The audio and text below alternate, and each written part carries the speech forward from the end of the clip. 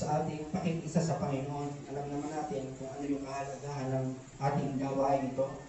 Kaya dapat siya sa atin ang tao ang kanyang sarili bago siya kumain ng tinapay at uminom sa kupa. Bali, kilalanin natin ang sarili kung karapat-dapat ba tayo na makisa sa Panginoon. Sige po, itaas na po natin ang tinapay. Sapagkat ito ang turo na tinanggap ko mula sa Panginoon at ibinibigay ko naman sa inyo. Noong gabing siya ay pinagkalulo, ang Panginoong Hesus ay dumampot ng tinapay, nagpasalamat at sinabi, ito ang aming katawan na inihahandog para sa inyo. Gawin ninyo ito bilang pag-alaala sa akin.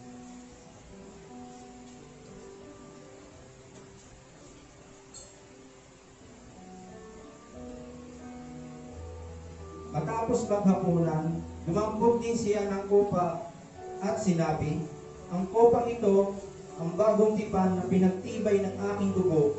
Tuwing iinumin ninyo ito, gawin ninyo bilang pag-alaala sa akin.